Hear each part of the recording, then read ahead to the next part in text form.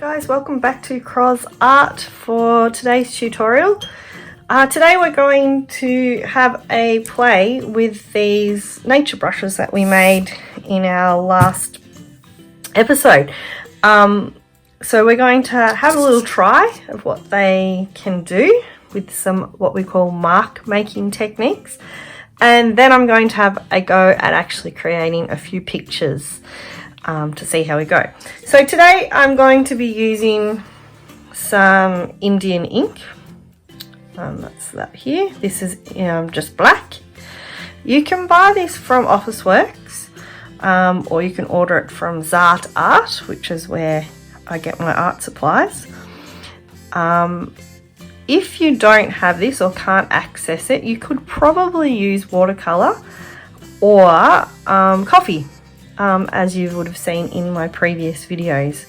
But we're going to have a go with ink today. So let's get to it.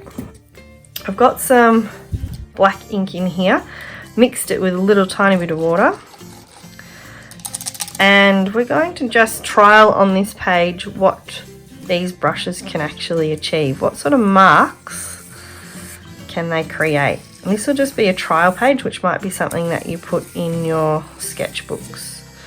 So we've got some really nice marks there. This one here. So because they're on sticks, they can be quite interesting to control because they're not a standard shape, and some are quite good, some are quite long. As you can see, I just knocked the camera there. So it's getting into an understanding of what they can do and exploring those techniques. I'm really excited to try out these fluffy ones. I don't know if they're going to get wrecked when I put them in the ink, but we'll soon find out. This could become quite messy, so make sure you've got something underneath your work. We'll see. Oh yeah, nice.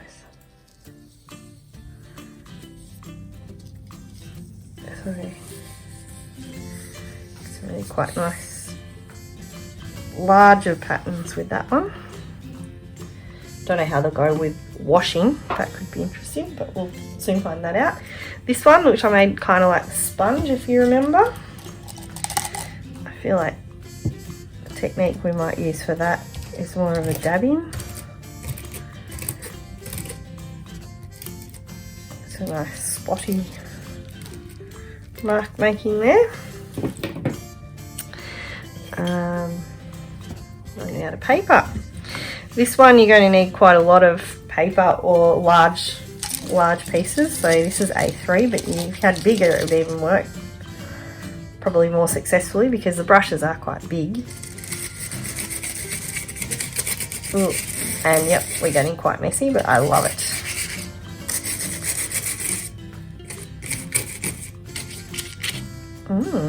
Okay, that's good. I'm going to just grab another piece of paper, hold tight. Alright, we have our very, very long reeds here. Quite delicate in the way that they are moving. Might be really good for creating a landscape, I reckon. This one, which I kind of cut to a bit of a tip, or tried to. Thought it might work maybe if I hold it down a little further. Get some really solid marks. If I was to do a landscape, that would make quite nice tree line. Oh, this one. I was really excited to try this bull brush to see what it would do. I anticipated it would work a little bit like a sponge, but really don't know. I've never done this before. It's really quite soft to work with. It actually feels like a texter. It feels like I am drawing with a texter. That's so cool. So you get a really nice bold line with that, and it holds the ink really well. Amazing, love it. Alright, our palette knife might work better with paint, this one. You could use these brushes with paint as well. I just thought we'd try something new using the Indian ink. So they give me that really nice block, solid mark. Which is quite cool. Oops. This one, I don't know if this will work, but we'll give it a go. Art is all about exploration and trialing, and this is the kind of things that make a really good sketchbook, is that you've had an idea and had to think and how to play. Now that's not really working so well for me. So if I was to annotate that in my sketchbook, I'd probably say that that one wasn't so successful. It doesn't get that defined marks that I would prefer to have. Always annotate in your sketchbooks or in your folios things that worked and things that didn't work, because it shows your learning and it shows how you've progressed. That's totally okay for things not to work. In fact, that's how we learn the best. So this one's a dual brush. We've got bristly shrubs on the top, but then I was really interested to see what those little gum nuts would do. They're making quite cute little spots.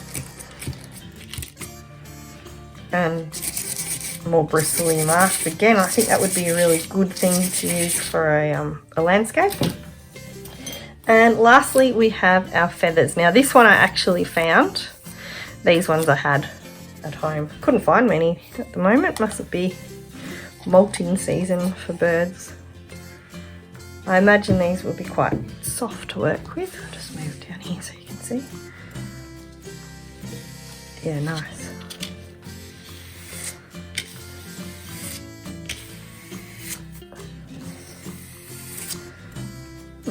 So there you have it. That is a really quick exploration of mark making techniques. Now if this was in your folio or in your sketchbooks, in your workbooks, I would wait for it to dry and then I would try and annotate what I was using for each of these marks. So try and explain in your annotation what the technique was and what brush it was, and whether it worked or whether it didn't. Maybe even explain how you might use some of these marks in a further artwork. Like I was saying, this would make a really good tree line. That reed makes a really good bold line. So there you have it. That's some mark making techniques using our homemade nature brushes with some Indian. Hi fellow Cros Art viewers. Now I'm going to create some little artworks using these homemade brushes and Indian ink. So I hope you enjoy my little video, and I'd love to see what you guys are doing at home, so feel free to email me or post them so that I can see them. I'd really like to see what you guys get up to using my ideas. Enjoy my little video. Bye bye.